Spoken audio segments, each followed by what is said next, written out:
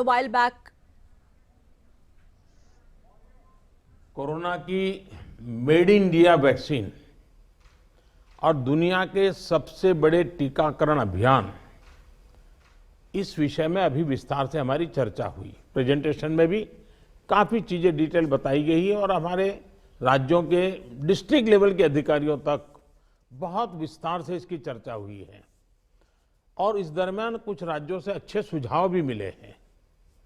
केंद्र और राज्यों के बीच इस संवाद और सहयोग ने कोरोना से लड़ाई में बहुत बड़ी भूमिका निभाई है। एक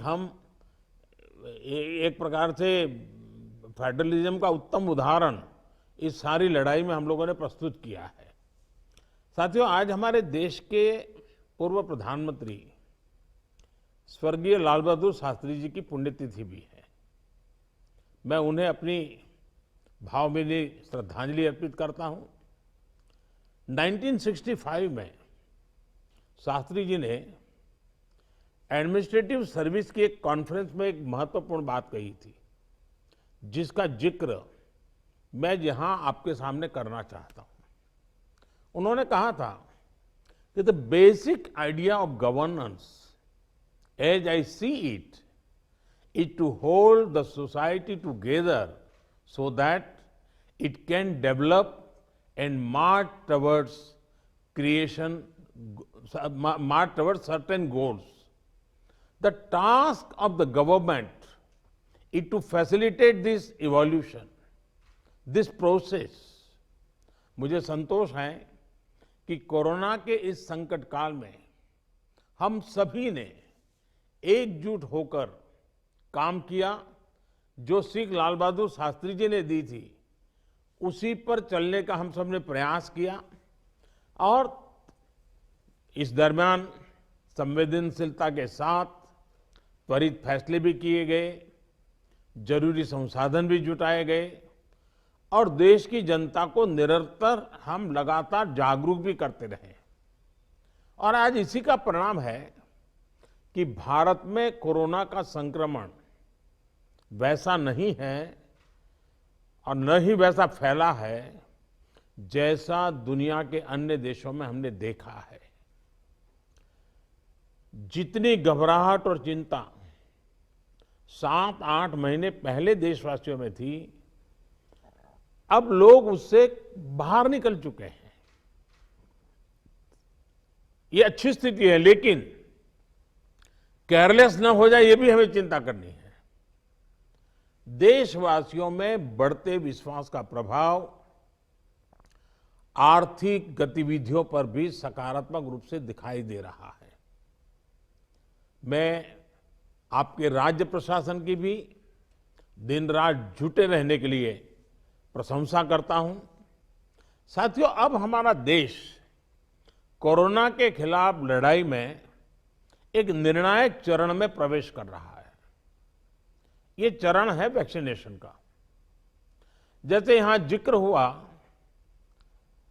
16 जनवरी से हम दुनिया का सबसे बड़ा टीकाकरण अभियान शुरू कर रहे हैं।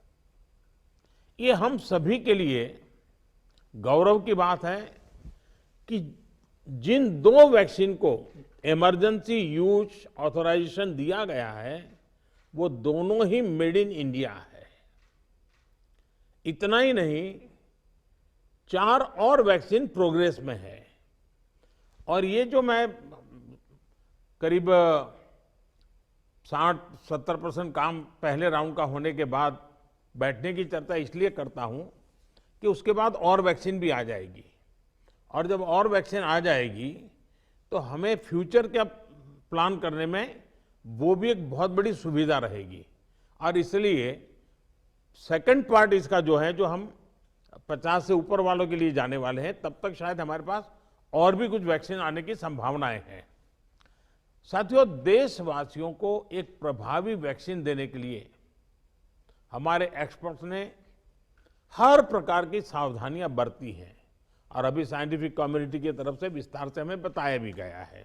और आपको मालूम होगा, मैं इस विषय में जब भी मुख्यमंत्रियों के साथ बात हुई, मैंने हमेशा एक ही जवाब दिया था कि इस विषय में हम जो भी निर्णय करना होगा, वो साइंटिफिक कम्युनिटी जो कहेगी वो ही हम करेंगे। साइंटिफिक कम्युनिटी को ही हम फाइनल वर्ड मानेंगे और हम उसी प्रकार चलते रहे हैं। कई लोग कहते थे देखिए दुनिया में वैक्सीन आ गई, भारत क्या कर रहा है, भारत सो रहा है, इतने लाख हो गया, इतना हो गया, भारत कुछ, ऐसी भी चिल्लाहट हुई। लेकिन फिर भी हमारा मत था कि ये साइंटिफिक कम्युनिटी और जो इसके लिए जिम्मेवार लोग हैं उनकी तरफ से जब आएगा तभी हमारे लिए उचित होगा और हम उसी दिशा में चले हैं। बड़ी बात जो मैं दोहराना चाहता हूं कि हमारी दोनों वैक्सीन्स दुनिया की दूसरी वैक्सीन से ज्यादा कॉस्ट इफेक्टिव है। हम कल्पना कर सकते हैं अगर भारत को कोरोना टीकाकरण के लिए विदेशी वैक्सीन पर पूरी तरह निर्भर रहना पड़ता तो हमारे क्या हालत होते, कितनी बड़ी मुश्किल होती, हम उसका अंदाज लगा सकते हैं। ये वैक्सीन भारत की स्थितियां और परिस्थितियों को देखते हुए निर्मित की गई है। भारत के टीकाकरण का जो अनुभव है, जो दूर सुदूर क्षेत्रों तक पहुंचने की व्यवस्थाएं हैं, वो कोरोना वैक्सीनेशन कार्यक्रम में बहुत उपयोगी सिद्ध होने वाली है। साथियों, आप सभी राज्यों के साथ सलाह मशवरा करके ही ये तय किया गया है कि टीकाकरण अभियान की शुरुआत में किसे प्राथमिकता दी जाएगी। हमारी कोशिश सबसे पहले उन लोगों तक कोरोना वैक्सीन पहुंचाने की है जो देशवासियों की स्वास्थ्य सुरक्षा में जुटे हुए हैं, जो हमारे हेल्थ वर्कर्स हैं, सरकारी हो या प्राइवेट, पहले उनको टीका लगाया जाएगा।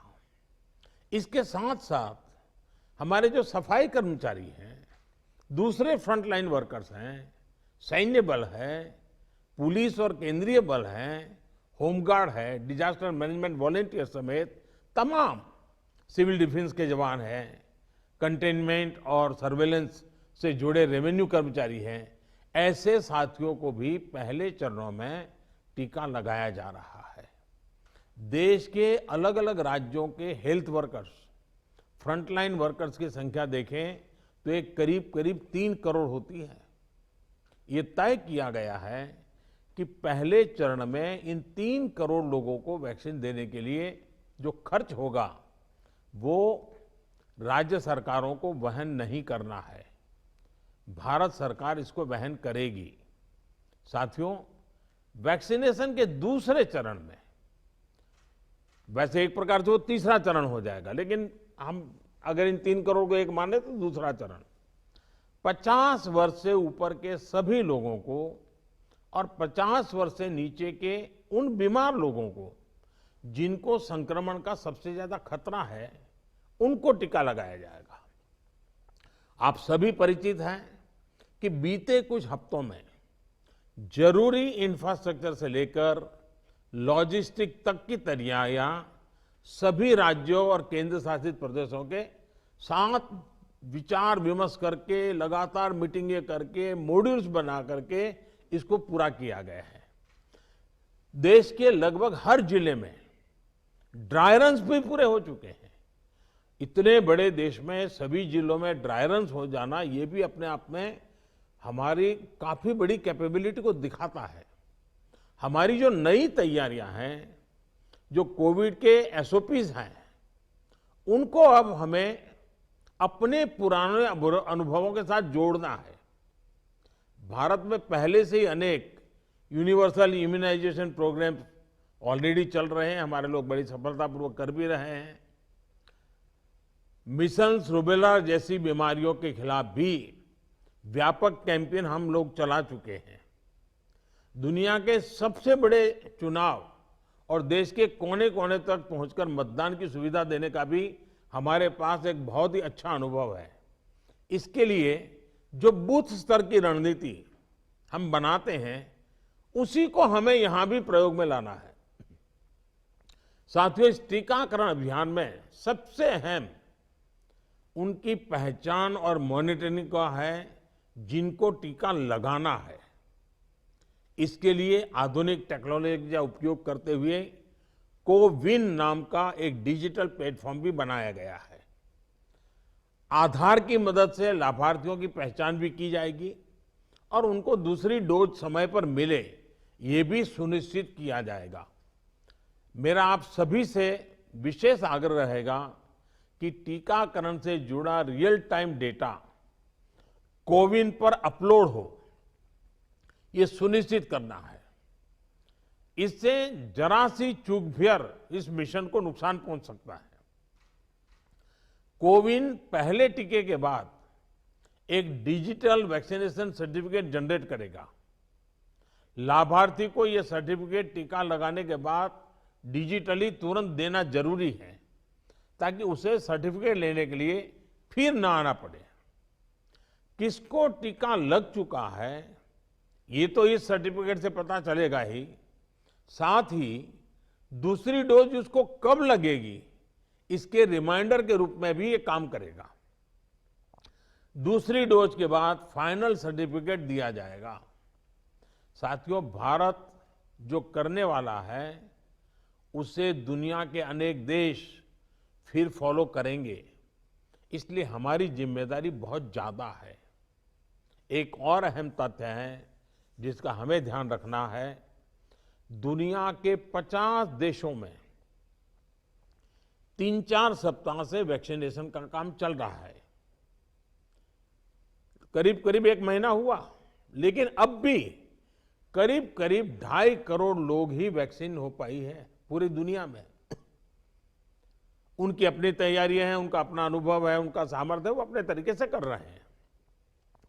लेकिन अब भारत में हमें अगले कुछ महीनों में ही लगभग 30 करोड़ आबादी के टीकाकरण का लक्ष्य हासिल करना है। इस चुनौती का पूर्वानुमान लगाते हुए ही बीते महीनों में भारत ने बहुत व्यापक तैयारियां की हैं। कोरोना की वैक्सीन से अगर किसी को कुछ असहजता होती है तो उसके लिए भी जरूरी प्रबंध किए गए हैं। यूनिवर्सल इम्यूनाइजेशन प्रोग्राम में पहले से ही इसके लिए एक मैकेनिज्म हमारे पास रहता है। कोरोना टीकाकरण के लिए इसको और मजबूत किया गया है। साथियों, वैक्सीन और टीकाकरण की इन बातों के बीच हमें ये भी याद रखना है कि कोविड से जुड़े जो प्रोटोकॉल हम फॉलो करते आ रहे हैं उनको इस पूरी प्रक्रिया के दरमियान भी बनाए रखना है। थोड़ा सा भी लूजनेस नुकसान कर सकता है। और यही नहीं, जिनको टीका लगाया जा रहा है वो भी संक्रमण को रोकने के लिए जो सावधानियां हम लेते रहे हैं उनको फॉलो करते रहे। ये सुनिश्चित करना ही होगा। एक और बात जिस पर हमें बहुत गंभीरता से काम करना है, हर राज्य, हर केंद्र शासित प्रदेश को ये सुनिश्चित करना होगा कि अफवाहों पर, वैक्सीन से जुड़े अपप्रचार को कोई हवा न मिले। इफ्स और बट्स से बात नहीं होनी चाहिए। देश और दुनिया के अनेक स्वार्थी तत्व हमारे इस अभियान में रुकावट डालने की कोशिश कर सकते हैं। कॉरपोरेट कंपटीशन भी इसमें आ सकती है। कंट्री का प्राइड के नाम से भी आ सकता है। बहुत सी चीजें हो सकती हैं। ऐसी हर कोशिश को देश के हर नागरिक तक सही जानकारी पहुंचाकर हमें नाकाम करना है। इसके लिए हमें धार्मिक और सामाजिक संस्थाओं, एनवाईके हो, एनएसएस हो, सेल्फ हेल्प ग्रुप्स हो, प्रोफेशनल बॉडीज हो, रोटरी, लायंस क्लब जैसे संस्थाएं हो, रेड क्रॉस जैसी संस्थाएं हो, इन सबको हमने साथ जोड़ना है। जो हमारी रूटीन स्वास्थ्य सेवा है, जो दूसरे टीकाकरण अभियान, वो भी ठीक से चलते रहें, इसका भी हमने ध्यान रखना है। क्योंकि हमें मालूम है कि हम 16 को शुरू कर रहे हैं, लेकिन हमारी 17 को एक रूटीन वैक्सीन का भी डेट है। तो इसलिए हमारा जो रूटीन वैक्सीन का काम चलता है वो भी कहीं डैमेज नहीं होना चाहिए। आखिरी में एक और गंभीर विषय के बारे में आपसे जरूर बात करना चाहता हूं। देश के 9 राज्यों में बर्ड फ्लू की पुष्टि हुई है।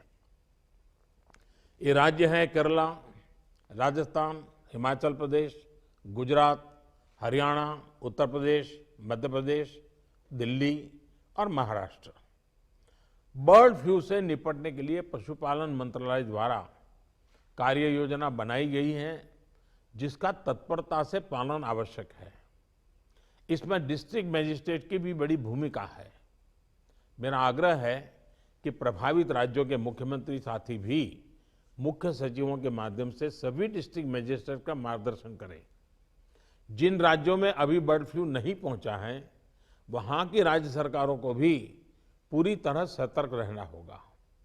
हमें सभी राज्यों, स्थानीय प्रशासन को वाटर बॉडीज के आसपास, पक्षी बाजारों में, जू में, पोल्ट्री फार्म इत्यादि पर निरंतर निगरानी रखनी है, ताकि पक्षियों के बीमार होने की जानकारी प्राथमिकता पर मिले। बर्ड फ्लू की जांच के लिए जो लेबोरेटरीज हैं, वहां समय पर सैंपल भेजने सही स्थिति का जल्दी पता लगेगा और स्थानीय प्रशासन भी उतनी ही तेजी से कार्रवाई कर पाएगा। वन विभाग हो, स्वास्थ्य विभाग, पशुपालन विभाग के बीच जितना अधिक कोऑर्डिनेशन होगा, उतनी ही तेजी से हम बर्ड फ्लू के नियंत्रण में सफल होंगे। बर्ड फ्लू को लेकर लोगों में अफवाहें न फैलें, इसे भी हमें देखना होगा। मुझे पूरा विश्वास है कि हमारे एकजुट प्रयास हर चुनौती से देश को बाहर निकालेगा।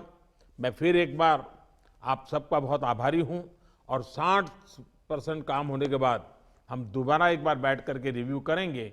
उस समय जरा विस्तार से भी बात करेंगे और तब तक कुछ नई वैक्सीन आ जाए तो उसको भी हम संज्ञान में लेकर के आगे की अपनी रणनीति बनाएंगे। बहुत बहुत धन्यवाद आप सबका।